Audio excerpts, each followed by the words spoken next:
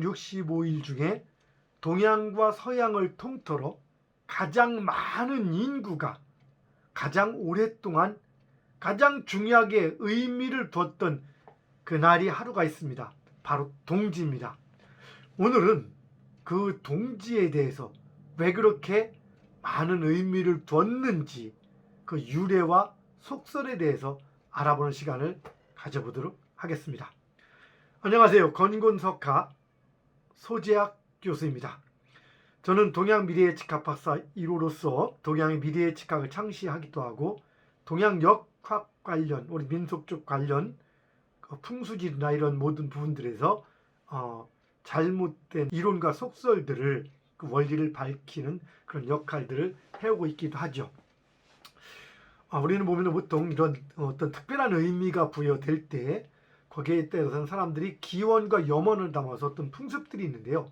이 풍습들이 원리나 이런 것들은 어디로 잘 모르는 상태에서 세월이 지나면서 그 행위들의 어떤 의미들이 많이 덧씌워지고 해서 나중에는 이런 시기에는 이걸 하지 않으면 큰일 나고 반드시 이걸 해야 된다는 어떤 강제성을 띠기도 합니다. 그런데 자, 오늘은 한번 이 동지에 대해서 하나씩 짚어보도록 하겠습니다. 동지는 1년 중에 태양이 가장 짧은 날입니다. 즉 해가 가장 짧고 밤이 길은 날이죠. 그래서 한편으로는 음이 가장 강하다고도 하지만 또 한편으로는 하지부터 시작해서 짧아지기 시작한 태양이 동지를 기점으로 새롭게 길어지기 시작한다고 해서 잃어버린 태양을 다시 찾은 날이라고 해서 동양이나 서양이나 다 같이 그 의미를 크게 부여해 왔습니다.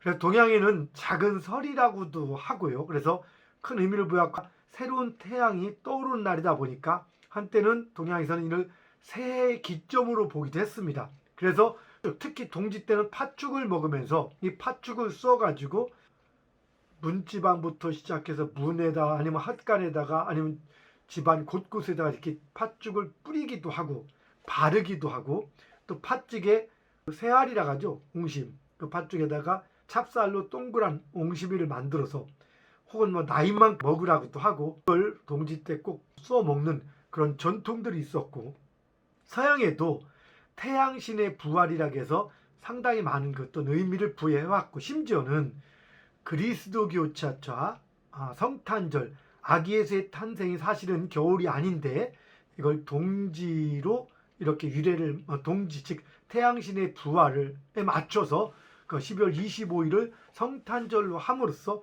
동지 태양신의 부활 축제의 의미를 상당히 더해 왔습니다. 그럼 이런 것들이 어떤 의미에서 이렇게 그런 의미들이 팥죽이라든가 풍습들이 정해졌는지 또 어떤 속설들이 있고 그 이런 것들에 대해서 한번 알아보도록 해보겠습니다.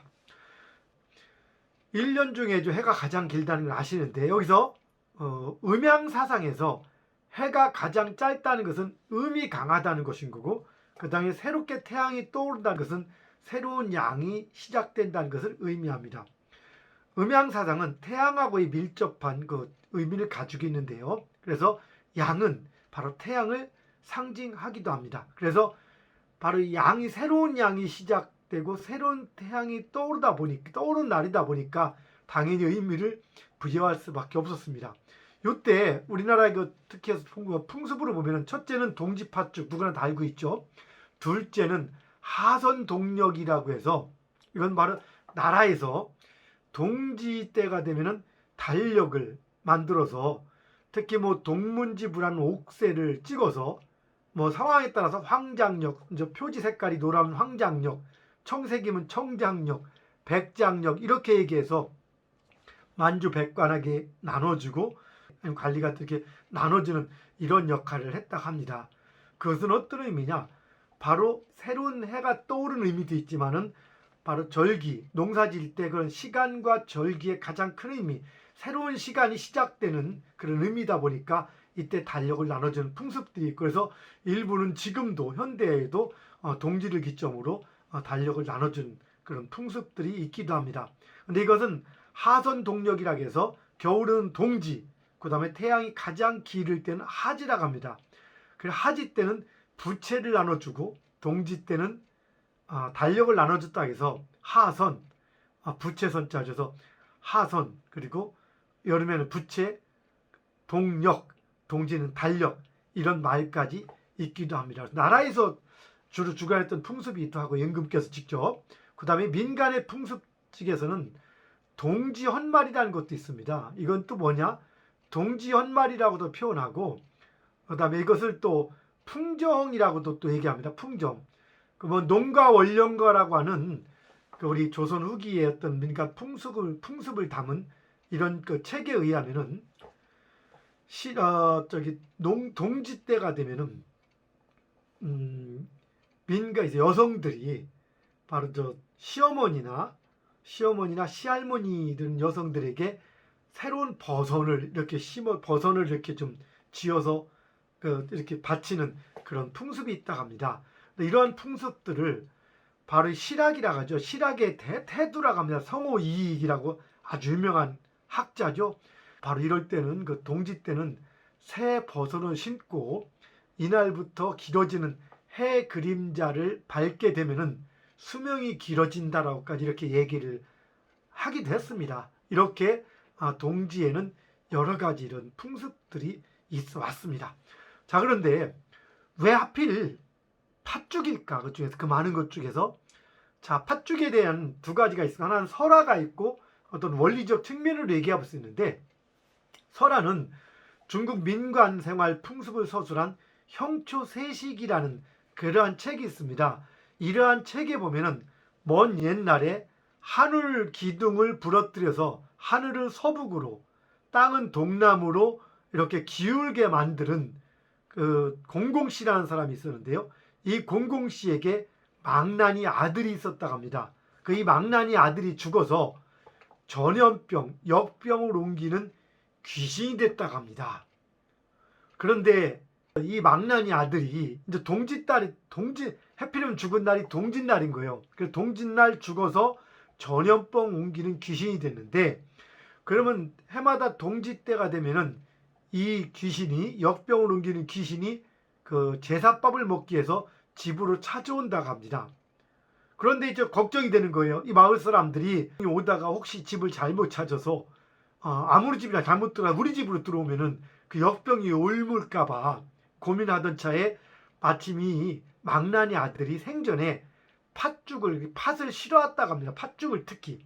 그래서 이때 팥죽을 쑤어가지고 그 오는 길목 내지는 집 앞에 들어온 길목 그 문에다가도 바르고 헛간이나 이런 곳곳에 이렇게 뿌리고 발라놔가지고 역병 옮기는 귀신이 집을 잘못 찾아오지 않도록 했다는 이런 설화가 있기도 합니다. 그런데 이것을 자연 원리 측면에서 좀 본다라면은 음양사상에서 음은 어둠과 부정을 상징했죠. 그래서 모든 안 좋은 일들은 주로 어두운 곳, 침침하고 안 좋은 곳에서 이루어지고, 귀신도 어두울 때 이렇게 움직이다가 이렇게 새벽 쳤다 굴고 이렇게 새벽 그 해가 뜨면은 이렇게 도망이 가지요. 물러난다 가죠. 그래서 바로 이렇게 해가 뜨는 태양을 상징하고 태양이 떴을 때 모든 좋은 의미가 있다고 합니다. 그런데 바로 동지가 태양이 떠오르는 걸 상징하는 겁니다. 그래서 바로 태양을 상징하는 색깔은 붉은색이죠. 둥그런 붉은 색깔. 그래서 그 붉은색의 의미로서 팥죽을 썼다고 하고, 또 팥죽의 그 옹심이도 바로 태양을 상징합니다. 둥그렇다가 태양을 상징하면서 한편으로는 그 태양을 상징하는 팥죽을 통해서 모든 잡기나 액들을 물리친다는 그런 의미를 갖기도 있고요. 또 한편으로는 태양이 빨리 떠오르길, 즉 아직 새로운 태양이 떠오르지만은 아직은 약합니다.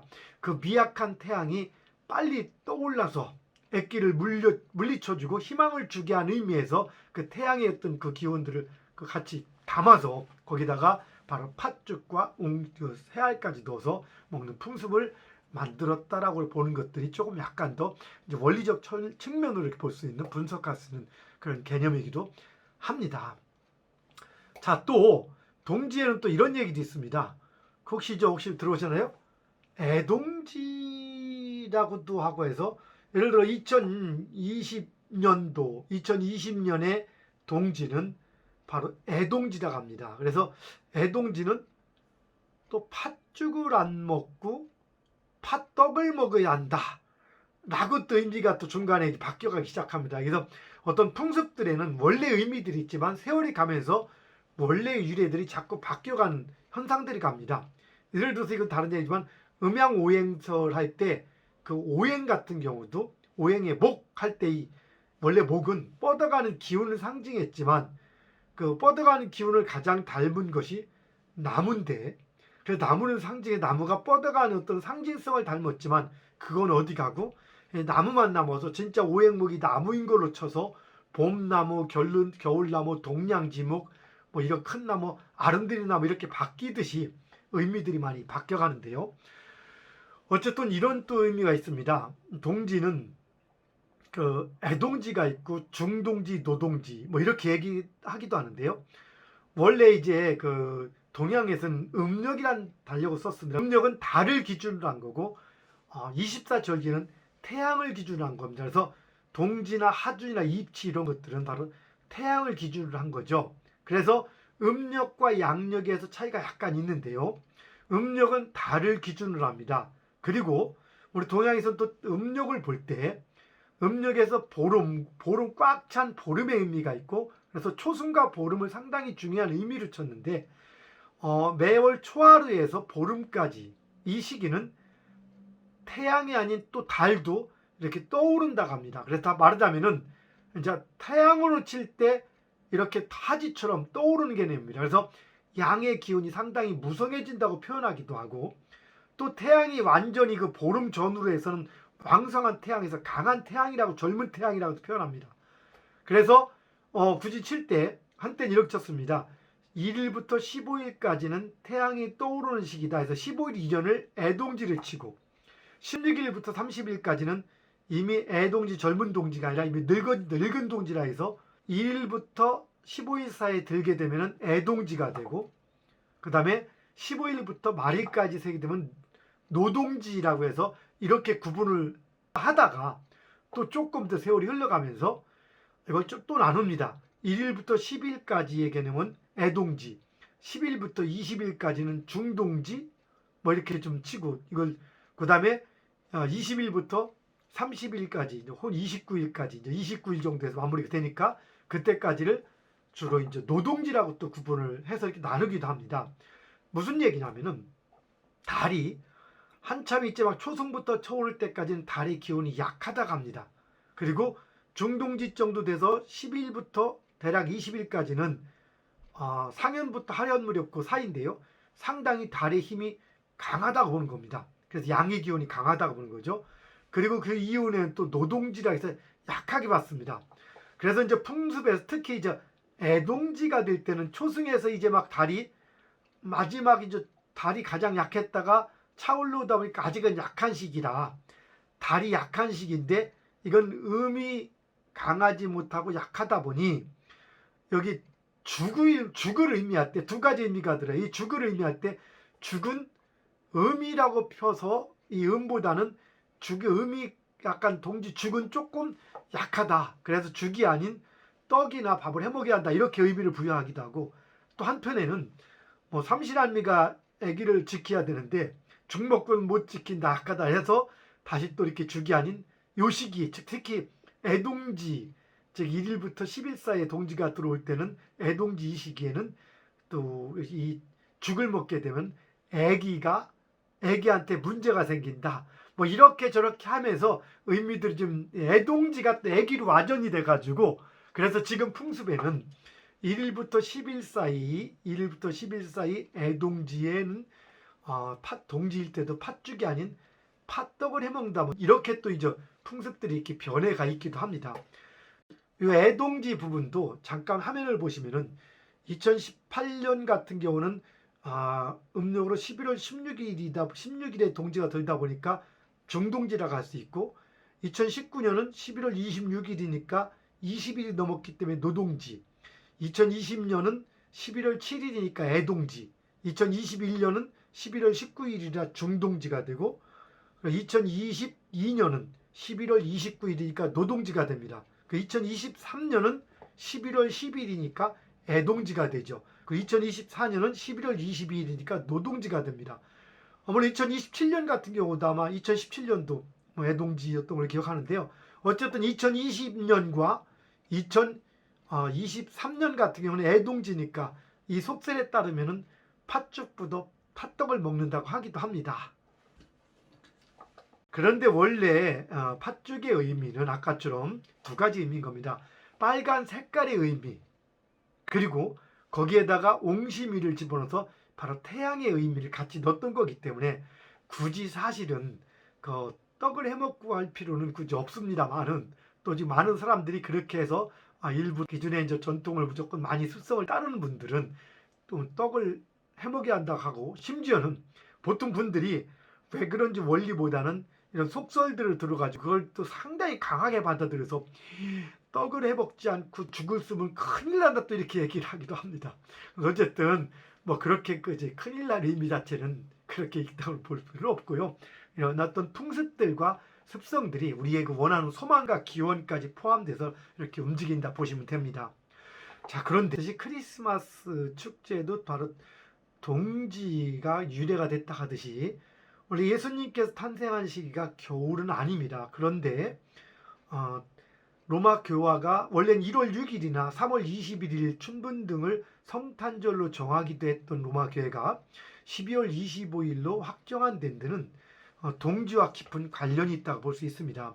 고대 로마에서는 해가 가장 짧았다가 동지를 지나며 다시 길어지기 시작하는 이 시기, 여기서 이제 태양신 소리라고 하고 미트라 미트라 숭배하는 축제가 25일인데요. 이때를 기점으로 해서 이교도들에게 효과적으로 선교한 목적이라든가 이런 것들로 인해서 354년경부터 공식적인 성탄절을 12월 25일로 정하고, 그때부터 이제 크리스마스를 이렇게 좀 동지 축제에 맞춰서 진행해 오기도 했던 겁니다. 재미있는 것은 서양은 동지가 지난 한 3일차 정도 지난, 보통 평균 3일, 물론 예수께서도 3일 후에 부활하시기도 했지만 이 3일을 성탄절로 해서 상당히 큰 축제의 의미로 부여하고 있고요. 동양은 해가 길어지기 시작하는 당일 자체를 바로 큰 의미를 부여하며 이렇게 축하를 하고 있습니다. 여기서 바로 동양과 서양의 어떤 그 문화와 간습 자체를 이해할 수 있는데요. 바로 우리가 나이를 따질 때도 동양은 입대부터 의미를 부여해서 태어나자마자 한 살을 먹었다고 따집니다. 근데 서양은 태어난 순간부터를 기준으로 해서 1년이 지나야 한 살을 먹었다고 하죠. 바로 이런 동양과 서양, 보이지 않는 기운부터 인정하는 동양, 그리고 눈에 드러난 결과를 먼저 따지는 그 서양의 어떤 습성하고도 이렇게 우리가 문화하고 연관시켜서 해석할 수도 있을 것입니다. 우리는 새해라고 하죠. 새해가 몇 개가 있을까? 잘 보면은 우리나라의 기준으로 치면 크게 볼 때 새해가 4개가 있습니다. 어떻게?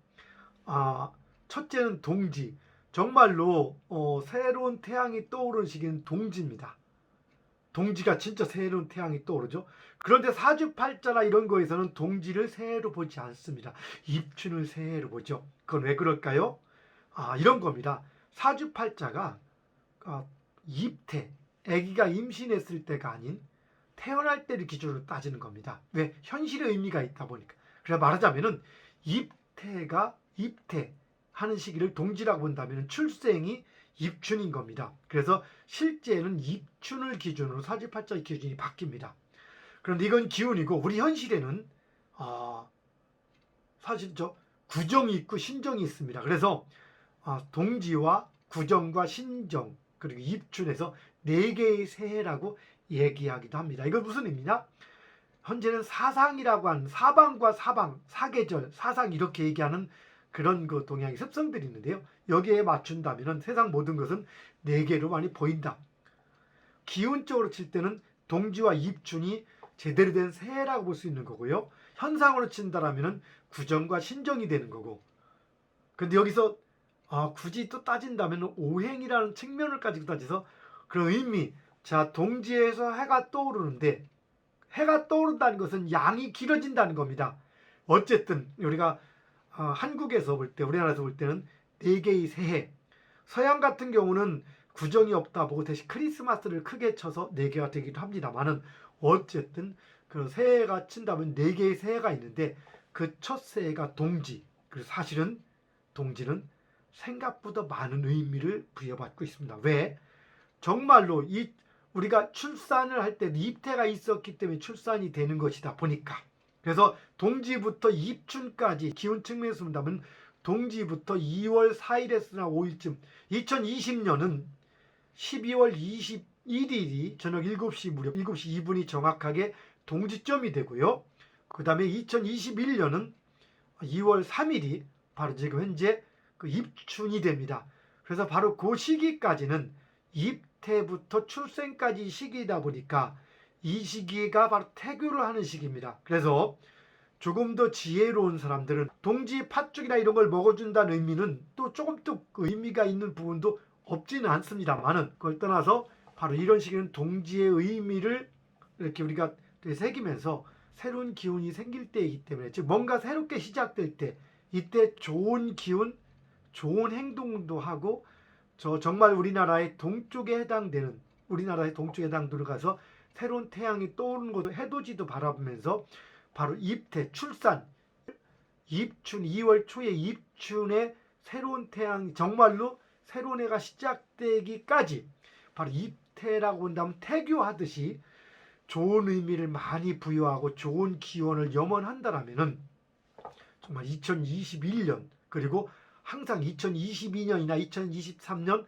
바로 새롭게 시작되는 해는 정말 좀 더 행운 가득하고 복스러운 그런 해가 될 수 있지 않을까 생각합니다. 그래서 이 유튜브 보시는 모든 분들, 1년 중에 새로운 태양이 떠오르긴 가장 중요한 의미의 날, 동지의 기운 가장 가득히 받으셔서 만사 형통하시고 건강과 행운 가득하신 그러한 새해가 되시기를 진심으로 기원 드립니다. 감사합니다.